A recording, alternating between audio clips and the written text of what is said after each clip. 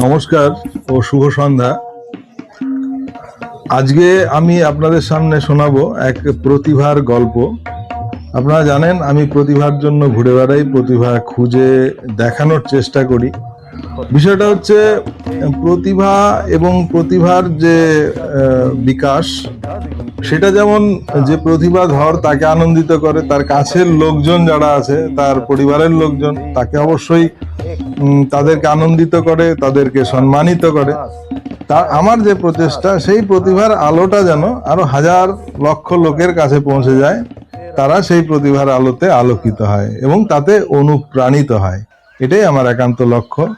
তো আজকে আমি যেটা দেখাতে এসেছি, সেখানে আমি একটা কথাই বলবো যে প্রতিভা কখনো চাপা থাকে না, সেটা যেখানেই হোক। আজকে আমি এখানে এসেছি মাথাভাঙা শহর থেকে প্রায় 14-15 কিলোমিটার দূর এবং কুচবিহার জেলার থেকে প্রায় 35-40 কিলোমিটার দূরে।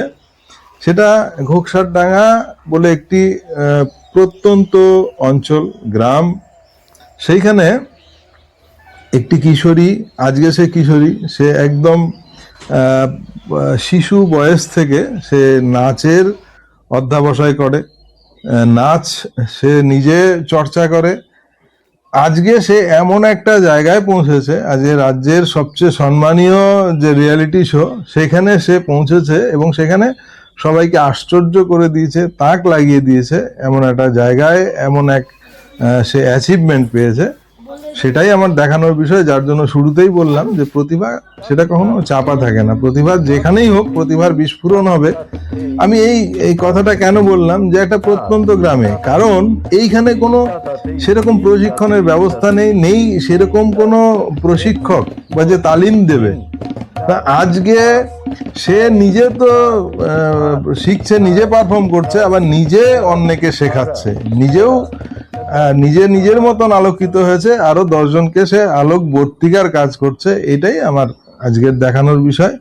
তো গল্প পরিচয়ে যে ব্যক্তির কথা বলতে এলাম, যে কিশোরীর কথা বলতে এলাম, তার থেকে শুনে নেব, তার বাবা মার থেকে শুনে নেব তাদের প্রতিভার উৎস কি, কিভাবে তারা সেই প্রতিভার বিকাশ করেছে। এবং আমার একটাই লক্ষ্য এবং করজোরে আপনাদের কাছে প্রার্থনা থাকবে যে এটাতে আমি শুধু নিছক একটা ভিডিও পোস্টের জন্য আমি করিনি। এটা হচ্ছে আরো 10 জন যাতে অনুপ্রাণিত হয় এবং আপনাদের শিশু কিশোর কিশোরীদের তারা যেটা ভালোবাসে, যেটা ভালোভাবে চায়, সেটা তাদের করতে দিন। সেখানেই সে সফল হবে। জোর করে কাউকে কিছু চাপিয়ে দেওয়া যায় না। ধন্যবাদ। দেখতে থাকুন, সঙ্গে থাকুন, মাথাভাঙা নিউজ পোর্টালের সঙ্গে থাকুন, অ্যাজ ওয়েল অ্যাজ আমি ভবঘুরে ইউটিউব চ্যানেল, তার সঙ্গে থাকুন। ধন্যবাদ। তোমার নাম বলো।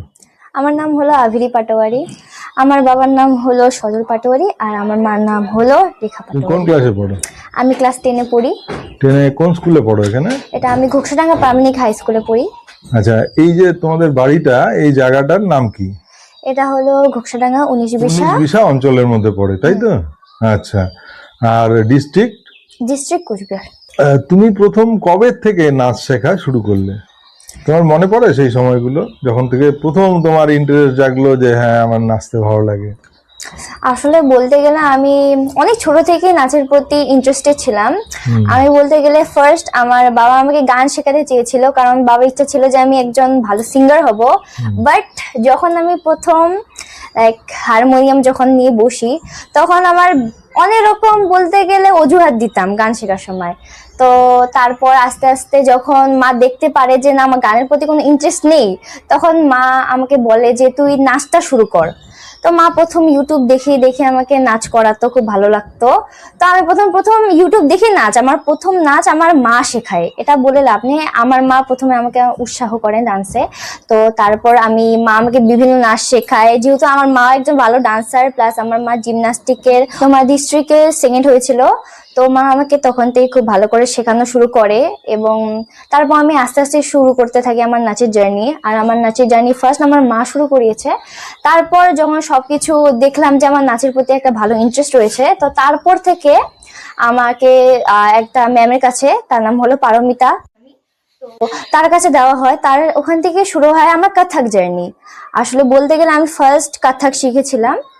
তো তারপর থেকে আস্তে আস্তে শুরু হয় আমার নাচের জার্নি, এবং বিভিন্ন ধরনের স্যারের ওখানে আমি যেতে থাকি, কলকাতা, শিলিগুড়ি, বিভিন্ন জায়গায় শিখতে থাকি, এবং এভাবেই হয় আমার নাচের জার্নি। তো এই যে ছোটবেলার থেকে তুমি নাচ শিখলে বা শেখা শুরু করলে, আমাদের সাধারণ পরিবারে তো এগুলোর খুব একটা প্রচলন নেই। একটা সময় বাচ্চারা শেখে টুকটাক, তারপরে আর কন্টিনিউ হয় না।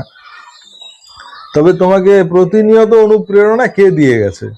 এটা বলতে গেলে এটা আমি কোনোদিন অস্বীকার করব না, ছোটবেলা থেকে বাবা মা আমাকে খুবই সাপোর্ট করে গিয়েছে। এবং আমি যদি কোনো দিন নাচ করতে চেতাম না বা প্র্যাকটিস করতে চাইতাম না, তখন বাবা মা বারবার বলতো তুই প্র্যাকটিস কর, আমরা আছি সঙ্গে, তুই প্র্যাকটিস কর। আবার অনেক বকাও খেয়েছি তার জন্য, এটা বলে লাভ নেই। মানে বলতে গেলে আমার বাবা মা দাদা, বলতে গেলে আমার ফ্যামিলির সবাই আমাকে খুব সাপোর্ট করেছে। আচ্ছা,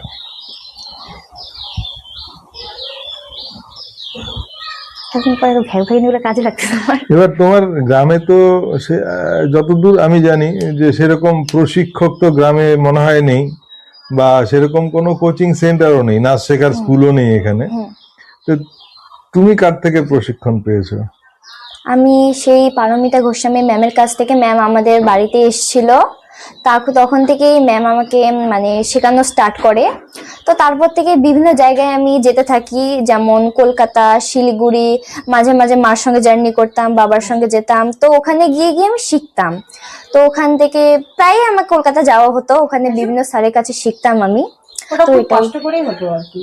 আচ্ছা আচ্ছা, তোমার এই যে আজকে যার জন্য তুমি আলোকিত হয়েছো, আমি শুনলাম তুমি এটি রিয়েলিটি শোতে ফাইনাল তোমার অ্যাচিভমেন্ট হয়েছে সেখানে। তো সেই যে ট্রফিটাও সামনে দেখছি, এই ট্রফিটা, এই অ্যাচিভমেন্টটার নাম কি এবং কিভাবে এই জার্নিটা তোমার শুরু হলো সেটা বলো। তো প্রথমেই আমার অডিশন দেওয়া হয় নিশিগঞ্জে। তো সেখান থেকে করা হলো, বিভিন্ন ধরনের ভালো কমপ্লিমেন্ট পেয়েছিলাম স্যারের থেকে। তো তারপর সেখান থেকে স্যাররা আমাদেরকে বলল তুমি সিলেকশন হয়েছো। তো তারপর আমি গেলাম কলকাতা, গ্রুমিং এর জন্য ডাক পড়লো। তো তারপর সেখানে যেটা মেইন অডিশনটা হয়েছে সেটা হয়েছে নবদ্বীপে। তো নবদ্বীপে করার পর তারপর ওখান থেকেও সিলেক্টেড হয়েছি। তারপর বিভিন্ন ধরনের আমাদের গ্লুমিং করা হয়েছে, বলতে গেলে একটা ওয়ার্কশপ করানো হয়েছে আমাদের ওখানে। তো ওয়ার্কশপে ওখানে বেছে বেছে নেওয়া হচ্ছিল কে ভালো। তো তার মধ্যে ভালো ভালো ভালো চুজ করতে করতে একজনের টিমে চলে যাই। তো তারপর সেখান থেকে চলে যাই, গিয়ে অনেক রকম প্র্যাকটিস, সারা রাত বলতে গেলে দিন রাত ওখানে প্র্যাকটিস হতো, খুব কষ্ট হতো। বাট কিছু পেতে গেলে কষ্ট করতে লাগবে। তো অনেক রকম কষ্ট হতো, একটু দেহ গিয়ে কোনোদিনও ঘুম হতো না ঠিকঠাক, বা চোখের মধ্যে মানে এখনো ঘুমের যে ঘোড়া একটা লেগেছিল না, সেটা এখনো লেগে থাকে। তো তারপর যাই হোক, ফার্স্ট রাউন্ড, সেকেন্ড রাউন্ড, তারপর এভাবে শুট চলতে থাকে বিভিন্ন ধরনের, ফার্স্ট রাউন্ড, সেকেন্ড রাউন্ড এভাবে চলতে থাকে। তো এরকম করে আস্তে আস্তে ফাইনালে পৌঁছে গেছি এখন। আচ্ছা, এই যে ট্রফিটা তুমি অ্যাচিভ করেছো, এটার নাম কি? এটার নাম কি বলবো? কি ট্রফি বলা হয় এটাকে? এটা হচ্ছে ফার্স্ট পজিশন। ফার্স্ট এ গ্রুপের উইনার তো আলাদা, না, সিনিয়র গ্রুপের সিনিয়র গ্রুপের ফার্স্ট পজিশন। এই যে তুমি বললে যে প্রচুর কষ্ট করেছো, স্বাভাবিক, যে কোনো কিছু পেতে হলে কিছু কষ্ট করতে হয়, তুমি বললে। তো এই যে কষ্ট করার পরে আজকে যে কোনো একটা জায়গায় এসে দাঁড়িয়েছো, তো এই কষ্ট করার পরে এই প্রাপ্তির অনুভূতিটা কেমন তোমার কাছে? আমাকে বলতে গেলে খুবই ভালো লাগছে, আর specially thanks for my mom dad. আর বলতে গেলে নিজেকে খুবই প্রাউড, গর্বিত বোধ লাগছে। আর অবশ্যই আমার বাবা মা খুবই গর্বিত বোধ করছে। তো এটাই। আর কি আচ্ছা, তুমি বলবো? ওখানে যে পারফর্ম করেছিলে, মানে সেটা কি স্পেশালাইজড কি নৃত্য তুমি সেখানে করেছিলে, বিশেষ নৃত্য? ওখানে বলতে গেলে আমার যেটা মেইন ফর্ম কত্থক, কত্থক। তো সেটা নিয়ে আমি মানে যেদিন ফাইনাল হয় সেদিন আমি সেটা দিয়ে এই ট্রফিটা পেয়েছি। আর বাকি দিনে বিভিন্ন লাইক যেমন ফোক ফর্ম, তারপর রাবীন্দ্রিক, কন্টেম, মানে আরো যা যা ফর্ম আছে, যা যা স্যার আমি দিয়েছেন, তো তা আমি পারফর্ম করেছি এবং তাতে ভালোও লেগেছে সবার। শিক্ষকরা তোমার এই যে অ্যাচিভমেন্ট নিশ্চয়ই জেনেছে তুমি কোথা থেকে গেছো, তো শিক্ষকদের কি ছিল, মানে এক্সপ্রেশন, মন্তব্য কি ছিল তোমার পারফরমেন্সের পরে? আমার ম্যাম তো শুনে খুবই খুশি, এবং তিনি বলেছেন যে তুমি আরো বড় হও, আরো ভালো জায়গা হও। তারপর স্যাররাও জেনেছে, স্যাররা আমাকে কংগ্রাচুলেশন জানিয়েছে। তাই। আচ্ছা, স্যাররা কোনো তোমাকে বিশেষ পরামর্শ কিছু দিয়েছে ভবিষ্যতের জন্য? হ্যাঁ, বলছে যে ভালো কোরিওগ্রাফার হতে। নাই। বলেছিল, অনেক কিছুই বলেছিল। এখন স্যাররা বলছে এটাকে চর্চার মধ্যে রাখো, ভালো করে ডান্স প্র্যাকটিস করো। এবং আমাকে স্যার যেটা বলে যে তুমি ডান্সার হও, কিন্তু ডান্সারের থেকে তুমি বেস্ট কোরিওগ্রাফার হও, কারণ কোরিওগ্রাফার হবে তুমি বাচ্চাদেরকে শেখাতে পারবে। আর এটা আমার সব থেকে ইচ্ছা, যেটা আমি বাচ্চাদেরকে শিখাবো, শিখিয়ে একটা ভালো জায়গা তুলে ধরবো, কারণ তাদেরও ইচ্ছা যাতে পূর্ণ হয়। তো আমি সেই দিকটাও চেষ্টা করছি। বাহ, মানে আমার একটা অবলা প্রশ্নের উত্তর পেয়ে গেলাম যে তুমি ভবিষ্যতে কি হতে চাও। ভবিষ্যতে তাহলে তুমি কোরিওগ্রাফারই হতে চাও। আচ্ছা, এই যে যাত্রার মধ্যে সবচেয়ে কঠিন তোমার কি মনে হয়েছিল? যেই সময়টা ভীষণ কঠিন মনে হয়েছে যে আর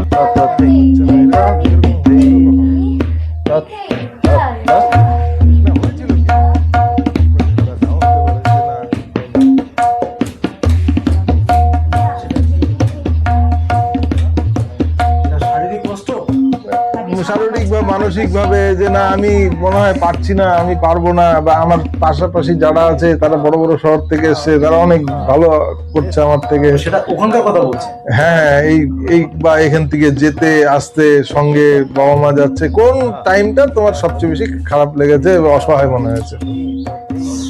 এটা ভেরি ডিফিকাল্ট। মানে এইটা তোমার জন্য না, কিন্তু এই প্রশ্নটা তোমাকে করছি, কিন্তু এই উত্তরটা হবে লক্ষ লক্ষ তোমার মতন যারা এই রকম গ্রামের থেকে গিয়ে বড় শহরে কম্পিটিশন করে জিতে নিয়ে আসে, তাদের জন্য।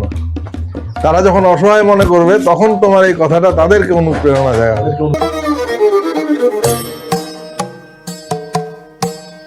আপনি হচ্ছেন ওর আমি ওর বাবা। বাবা আর কি, আর আপনি হলেন ওর মা। মানে আপনারা কখন থেকে লক্ষ্য করলেন মানে পড়াশোনা ছাড়াও একটা কিছু করার মতন ওর মধ্যে প্রতিভা আছে, বা সেটা নাচেরই প্রতিভা, কখন লক্ষ্য করেছিলেন? না, একটু আগে ও যে এটা বললো যে আমি ওকে গান শেখাতে চেয়েছিলাম, কিন্তু তারপরে দেখলাম ক্লাস 3-তে যখন পড়ে দেখি ও নাচের প্রতি খুব আগ্রহ। নাচটাকে ও ঠিকভাবে মানে ইউটিউব দেখে হোক বা কোনো অনুষ্ঠানে কোনো ড্যান্সারের নাচ দেখেই হোক, সেভাবে দেখি ভালোভাবে অনুকরণ করতে পারছে। এই জন্য আমি চিন্তা ভাবনা করলাম, আমি ওর মার সঙ্গে পরামর্শ করলাম যে না, ওকে নাচেই দেবো, ওকে নাচেই করতে হবে, কারণ ও করতে পারবে, এবং সেটা আজকে ও করে দেখিয়েছে। এই যে ও নাচে আজকে সফল হলো, এটা করতে গিয়ে আপনারা এই গ্রামীণ সমাজে পাড়া প্রতিবেশী বা এদের থেকে কোনো রকম অসহিষ্ণুতা বা অসহযোগিতা এরকম এসছে কখনো? হ্যাঁ, বাধা? হ্যাঁ, সে বাধা আসে, কারণ গ্রামের মধ্যে একটা প্রত্যন্ত অঞ্চলে থাকলে অনেকে নাচটাকে অন্যভাবে নেয়, সেটা শিক্ষা হিসেবে নেয় না। ঠিক আছে, তারপরে অনেকে আবার বলছে হ্যাঁ এখান থেকে গ্রামের মেয়ে গ্রাম থেকে বড় জায়গায় কি করে যাবে, ওরা যেতে পারবে কিনা, বা সেরকম আমাদের প্রশিক্ষকও নেই আমাদের এখানে। তবুও আমি যতটুকু পেরেছি ওকে ভালো টিচারের কাছে এবং ভালো এই নাচের দিক দিয়ে শিক্ষিত করার জন্য চেষ্টা করেছি আমি। তারপরে আজকে এই জায়গায় আসতে পারছে। এটার পেছনে তো প্রচুর অর্থ খরচ হয়েছে, এই যে যাতায়াত, এই সব ব্যাপারে।